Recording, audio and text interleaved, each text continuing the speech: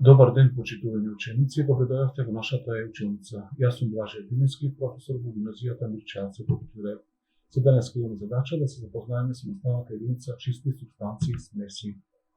Супстанца е се она што се изградени телата и организмите во природата, она што се направени предметите и се друго што не окружува. Да ја погледнеме сликата, но со очите на хемичар.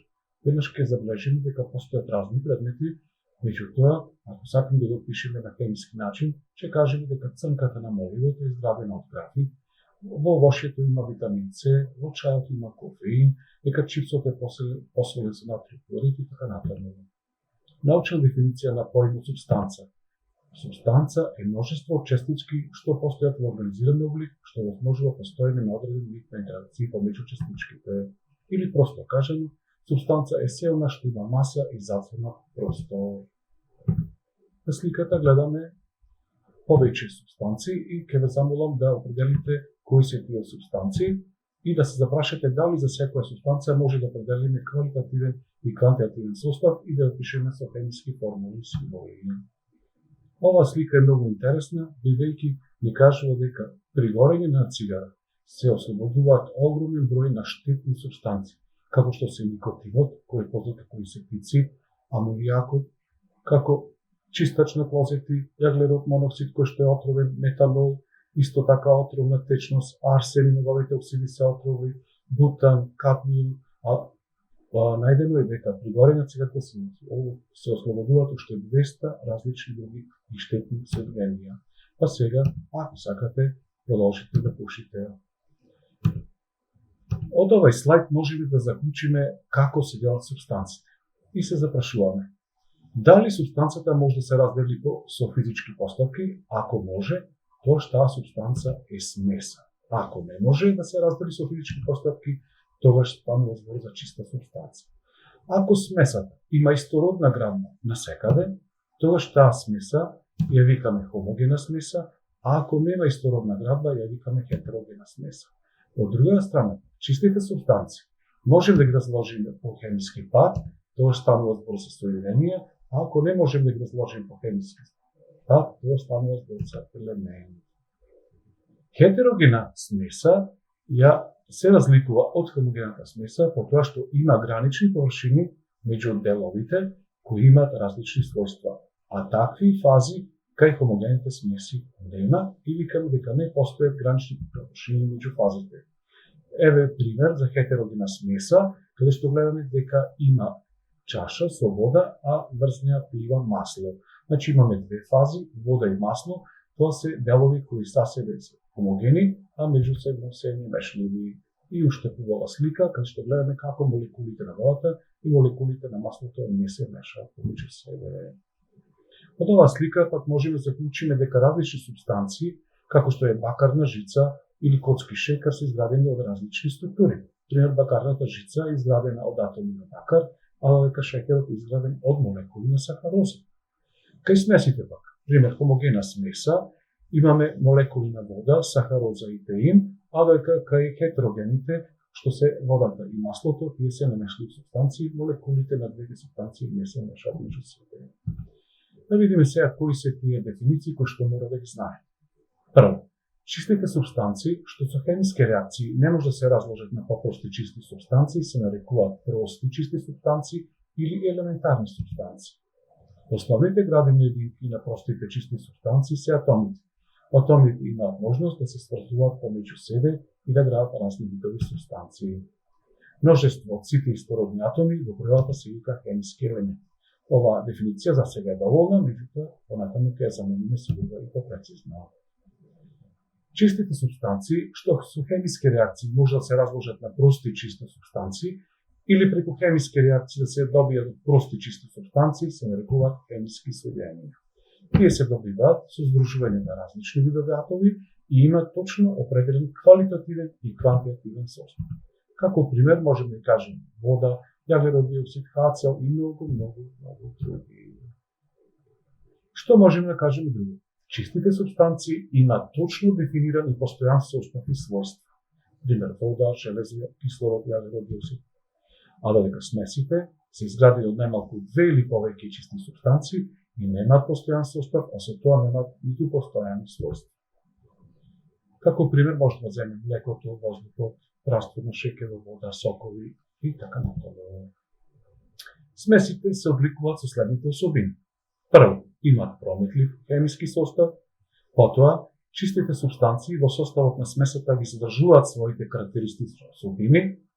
Својствата на смесите зависат од количеството и својствата на чистите супстанции и на крај компонентите на смесата, односно чистите супстанции, може да се раздвојат со погодни постапки кои вклучуваат серија физички промени.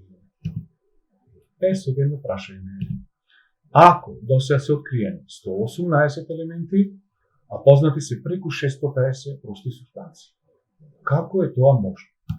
Па нормално, заради постојањето на алотропски модификации. Еве сега еден пример. Јаглеродот. Не можеме да го пишеме со прости зборови. Зошто? Затоа што тој има 3 алотропски модификации, а тоа се диамант, графит и фулерен. И како ќе го пишеме графитот? Графитот е цврста супстанца со црна боја, спроведува електрична струја, има мала тврдина, голема моќ за абсорбција на различни супстанции и така натаму. При собни услови пак диамантот е цврста супстанца, хемиски инертен, многу тврд, безбојн, а се користи за изработка на налкит, сечила и така натаму. И накрај, фулеренот се состои од 60 С атоми кои се спојени со 30 страни, а се состои од 12 петоаголни и 20 шестоаголни прстени во сферна форма, баш како фудбалска топка. Еве дефиницијата за алотропски модификации. Тоа се вели повеќе прости супстанции кои се разликуваат на начинот на кој се поврзани атомите или на кој се групирани градбените единки, односно кристалите. Еве поубави слики на алотропските модификации на јаглеродот.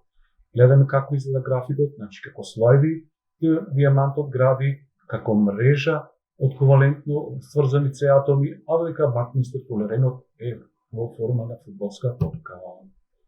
Исто така и други супстанции градат алотропски модификации. Кислородот има 2 алотропски модификации, и тоа озон, познат како трикислород или обичен кислород или дикислород. Озонот настанува во атмосферата при електрични празнења и за него можеме да кажеме дека тоа е бледосин и високо отровен газ со силен мирис. Се смета за загадувач на земјино ниво, но озонската обвивка во горните делови на атмосферата го заштитува животот на земјата од штетната сончева УВ радијација. Воздухот сите го знаеме како изгледа и неговиот состав, значи изграден е од повеќе гасови и знаеме дека тоа е хомогена смеса во која што има најмногу азот, кислород, хелиум, неон, аргон, јаглерод диоксид и водна пара. Значи, видете ги десно како изгледаат молекулите на овие гасови. Ќе забележите дека некои, како азот и кислород, градат во атомски гасови, водата и јаглерод диоксидот имаат 3 атомски молекули, а додека молекулите на благородните гасови, хелиум, неон и аргон, имаат само еден атом во молекулата, или викаме поточно градат едноатомски молекули. Сега едно интересно прашање. Дали постојат хетерогени системи, а да се зградени од само една супстанца? Ако не ви текнува, ќе ви кажам дека може. Пример, на сликата имаме вода во која што пливаат парчи на мраз. Значи имаме иста супстанца, а имаме граница меѓу фазите, значи тоа е хетероген систем. Едни од најинтересните хомогени смеси се легурите, затоа што по правило чистите метали ретко се употребуваат во секојдневниот живот и индустријата. Значи имаме пример месинг, кој што изграден од атоми на бакар и цинк, и најпознатата легура челикот, каде што имаме железо помешан со неметалот јаглерод. Најинтересна легура е златото. Зошто викаме злато? Тоа е легура, бидејќи златото е толку меко што никогаш не се употребува како чисто. Зошто? Затоа што накидот изработен од злато би се деформирал. Најчесто се користи легура од злато со бакар и сребро, па дури и платина. И што значи тоа 24 каратно злато или 18 каратно злато? Тоа се гледа од сликата. Значи, ако зборуваме за чисто злато, тоа станува збор за 24 каратно злато. А најмалку квалитетно е 14 каратно злато, што значи дека на 24 атоми 14 се златни, а остатокот се бакарни и сребрени или некои други атоми, како например платината. Сега на вас останува да ги изработите вежбите и да ги одговорите прашањата. Пример, јас ќе ви помогнам со првата вежба. Значи, имате 4 садови во кои што се ставени различни супстанции и вие треба да кажете дали се работи за елемент, соединение или смеса.